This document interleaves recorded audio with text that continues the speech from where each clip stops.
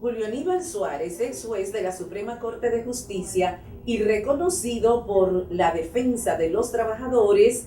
En su exposición respondió algunas de las afirmaciones hechas por el sector empresarial sobre la legislación laboral. Criticó al sector laboral por no demandar una modificación para ampliar y complementar las reivindicaciones que contiene y secundó algunos de los planteamientos realizados por el doctor Rafael Alburquerque. Lo que ha creado sorpresa en el actual debate no es la pretensión de que se modifique el Código de Trabajo. Contrario a lo que planteaba Pepe, y sé por qué lo planteó, yo soy de lo que creo que el Código de Trabajo sí tiene que ser modificado, debe ser modificado. Ahora, lo que tanto Pepe como el movimiento sindical, el movimiento de trabajadores, le tienen temor es a una modificación del Código de Trabajo sobre los planteamientos que se han hecho y sobre todo solicitados por el sector empresarial. Si nosotros vemos la historia del derecho al trabajo y la aparición de los códigos de trabajo, nos vamos a dar cuenta que ese derecho del trabajo, más que el Código de Trabajo, está ligado a las luchas sociales. Pero no luchas sociales de los que tienen riquezas, sino de los que tienen que trabajar para obtener su sustento.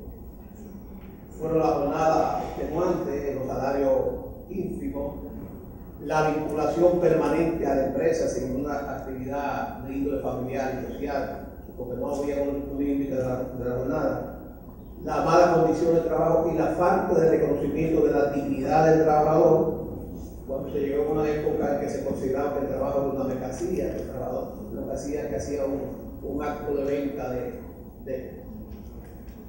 no tanto su fuerza de trabajo, sino de su propia dignidad como ser humano, lo que obliga a los estados a desvincular las relaciones, la regulación de las relaciones de trabajo del Código Civil. Código Civil establecido para regular relaciones entre personas que se presume que son iguales. Cuando existe una relación de trabajo, existe un matrimonio desigual. Ambos necesitan ese matrimonio, pero ambos no son iguales. De ahí es que viene la necesidad de la protección del trabajador a través de códigos y leyes donde predomina el principio protector del trabajo. Nosotros no podemos pretender nunca, ni en ningún país del mundo, el establecimiento de un código para favorecer el sector patronal. Entonces, siempre ha habido una oposición muy natural del sector patronal para que aparezcan las leyes laborales. Lo mismo sucede con el Código de Trabajo y la modificación. Ha sido una constante que esa modificación de la norma laboral sea resistida por el sector empresarial, porque le favorece el statu quo. El mantenimiento de una situación invariable le conviene, porque ¿quién es el que reclama? El que necesita mejoría. El derecho al trabajo, el Código de Trabajo, todavía es insuficiente para satisfacer las aspiraciones de los trabajadores. Y precisamente por eso es que la ley plantea y se establece la negociación colectiva. Porque la norma legal, traducida a través del código de las leyes, son insuficientes. El derecho es insuficiente. Se plantea el conflicto económico no porque se alega que el empleador no cumple con la ley, no porque el empleador viola la ley, sino porque esa ley es insuficiente. En una situación planteada, incluso se plantea un principio fundamental del Código de Trabajo, que no es propio de la República Dominicana, de que frente a dos normas, a concurrencia de más de una norma, se aplica la que favorece el trabajo. Es decir, ese principio de la ley igual para todos sufre su excesión en la relación de trabajo. Pero no es porque se va a establecer derechos para uno y no para otro. O sea, se establecen derechos para ambos.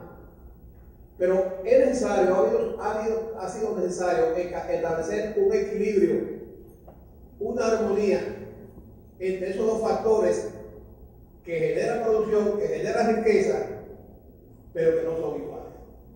Y eso no es posible, que pretendamos la existencia de un código de trabajo que desconozca esa realidad que es universal, que no es típica de nuestro país. Al tocarle su turno en el tercer foro de reforma al Código de Trabajo, el doctor Julián Cerrulle Ramia, con exquisita grandilocuencia, se remontó a la historia de las relaciones obrero-patronal en Europa, a la limitada visión empresarial local e hizo propuestas que considera contribuirán al desarrollo del sector y la paz laboral. He querido traer por escrito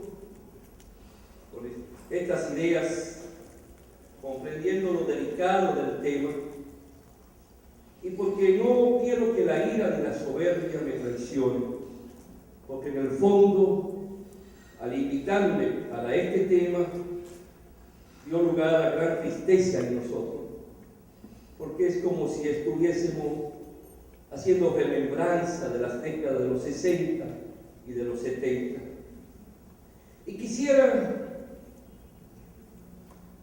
que los representantes del sector empresarial acá le den seguimiento a lo que vamos a decir con detenimiento y lo que serán nuestras conclusiones, porque es un mensaje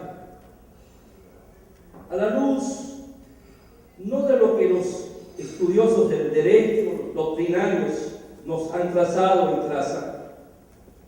He querido recurrir más que al derecho, por ironía de la vida, a los economistas, partiendo del concepto que una ley no es la que traza los mercados y la razón, sino que parte, y que hay aspectos macro que inciden y que son lo que tenemos que tomar en cuenta, y ver en los pasajes que esos economistas nos han legado de lo que fue el pasado y cómo se comportaron los cambios y las relaciones, y si en verdad el otorgamiento de planes sociales y económicos a los trabajadores se convierte en un obstáculo para el desarrollo de una empresa, o si al dejar de lado otros aspectos son los que en sí provocan esas situaciones.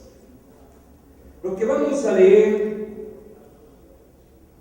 junto a lo que serán nuestras conclusiones, es lo que consideramos nuestra humilde verdad, y una verdad que vamos a enarbolar hasta que alguien pueda convencernos de lo contrario.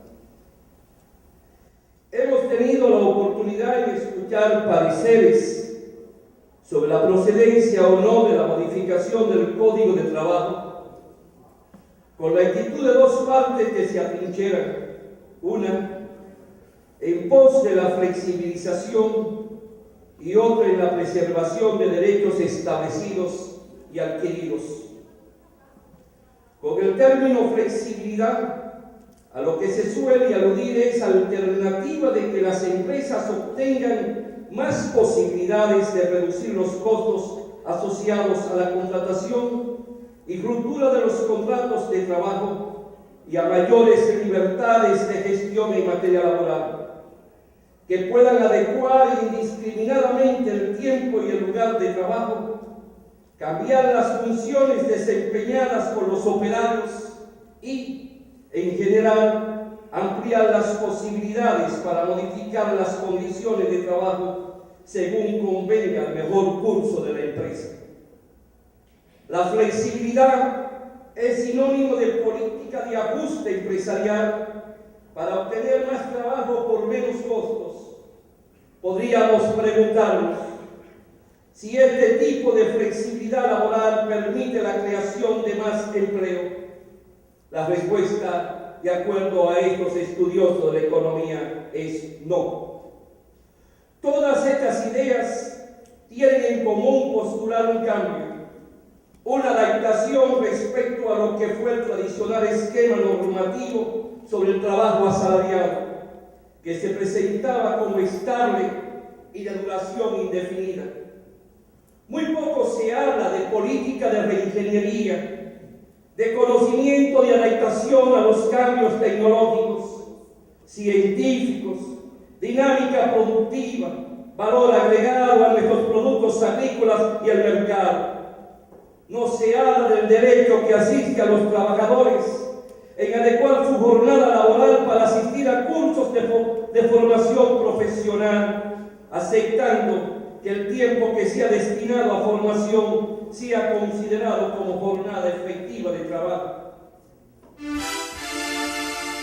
Si necesita orientación o hacer una reclamación en los seguros familiar de salud, pensiones o riesgos laborales, venga a las oficinas de la DIDA, Avenida Tiradentes número 33 en Santo Domingo, o llámenos al teléfono 809-472-1900, opción 6, o marcando asterisco 462 y obtendrá toda la información.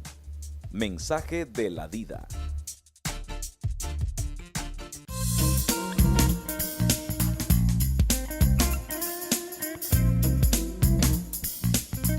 El reconocido laboralista Joaquín Luciano hizo un recuento de las exposiciones presentadas por los diferentes disertantes y argumentó algunas respuestas relacionadas con las decisiones tomadas en los tribunales de trabajo, las cuales deben ser tomadas en cuenta al debatir la pertinencia o no de una modificación a la legislación vigente. El foro sindical, que tiene que ampliarse a todos los dirigentes sindicales. Reconozco que muchos no han usado una forma de vida, pero todo fuero es así, tiene un riesgo social, no solamente en el área laboral. Aquí tenemos el caso de Macías Palma, cuyo el esposo del embajador estaba involucrado en un crimen horrendo y se fue impunemente del pueblo, que era más grave que el sindical. Entonces, el fuero tiene que existir, porque un presidente de la República no puede hacer fila en el juzgado de paz la primera por manutención de nombre. No, tiene que ir a un lugar especializado. Entonces, tiene que existir esa figura, pero tiene que reglamentarse y educar a la población para que sepamos sacar el provecho de esa figura. Julio mencionaba el código viejo. Yo leí un artículo de Fubernal que es genial, que decía, cuando se aprobó el código de trabajo del 71, los empresarios decían en los pasillos de la Secretaría de Trabajo, no pueden decir en otro lado, porque es la dictadura, decían, ese es el código de los comunistas. O sea, fíjense que cada época trae esas cosas. Y realmente el código avanzado para su época. En ese momento uno se sitúa en esa época. Y realmente a los comunistas, o sea, de gente avanzada en ese sentido. Por eso escribí, que Julio mencionó un artículo que yo tuve un debate con un gran abogado que falleció, que era profesor, que decía que no podía hablar con la vida laboral, era preferible buscar solución. Yo escribí un artículo que decía, nuestros empleadores todavía son patronos, porque patronos no es figura de la media, y yo lo asociaba a veces, pero también nuestros trabajadores todavía son buenos en un sentido. Es decir, estamos situados en un sentido, en la alta edad media, saliendo de esa etapa de atraso todavía y donde nació el capitalismo.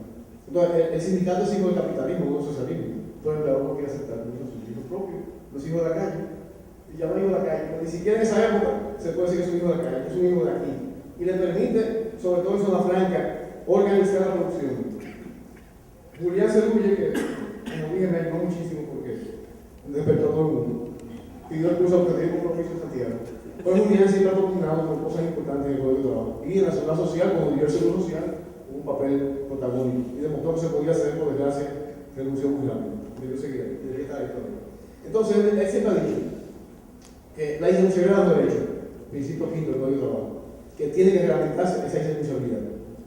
O esa renunciabilidad. Dice que son irrenunciables, pero la Suprema ha dicho, si usted terminó su trabajo hoy, su contrato de trabajo, ya usted firma un descargo y no importa.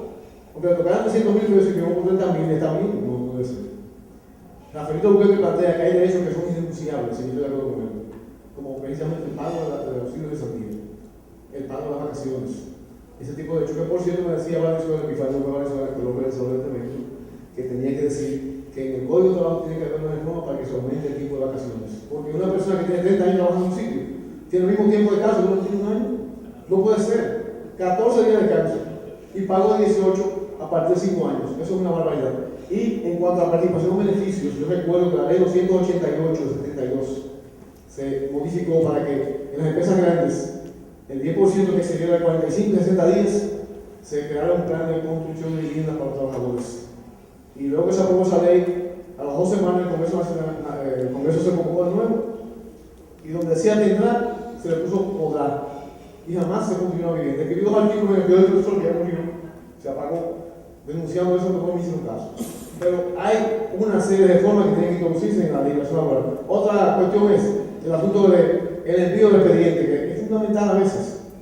Se da una sentencia en primer grado y entonces no hay obligación de enviar el expediente a apelación. Entonces tiene que depositar de nuevo una apelación y hacer documentos. Infinidad de trabajadores han perdido su derecho porque la abogada se olvidó de depositar un documento claro. Una carta de desahucio, no le deposita una apelación y aunque la sentencia la menciona, la Suprema ha dicho si no está reproducida íntegramente no vale. Que para mí es una exageración, porque si está citado ahí y está emitido el desahucio no hay vuelta a forma. Eso es un detalle que debe hacerse porque se hace de apelación a la Suprema. Se manda el expediente completo, no hay peligro, no hay que depositar nada. Pues eso facilitaría muchísimo el proceso laboral. Y las autoridades tienen que ponerle atención a la especialización. Yo estaba en una audiencia en el interior de estos días y el tribunal conocía asuntos laborales, penales y civiles. Y yo estaba asustado porque son básicamente penales y civiles, no laborales. Entonces, lo más grande es cuando tú sientes que estás siendo juzgado por alguien que no es de tu especialidad. Eso es gravísimo.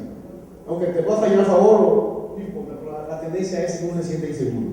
Entonces, creo que eso es cosas que tienen que poner sobre el tapete y comenzar a discutir con seriedad. Entonces, que tú dices que vamos a negociar para que se quite la cesantía laboral, obviamente que los trabajadores van a levantarse. Un cuñado mío que gana un salario más o menos bueno, le digo a su hermano, mira, discutan todos menos quitar la prestación laboral. De manera que yo trabajo en el medio y arriba, que está esa inquietud, y que él está latente ahí, y que ya también un código de 21 años necesita ser modificado, porque hay cosas que se han convertido en una retráctica. La celeridad, como dije, ya se la quitó. Yo le cogí un documento hoy, en primer grado, el mismo día de la audiencia, una prórroga. Y le ha quitado la civilicidad. Depositar documentos es una barbaridad. No puede ser. Tiene que ser una cosa normal, sencilla. O sea, el exceso, digamos, de garantía ha llevado al extremo. Como pasa a veces con los delincuentes, que tienen tantas garantías que entonces pueden delinquir porque salen a la calle. Cualquier detallito que falle, se cae la acción.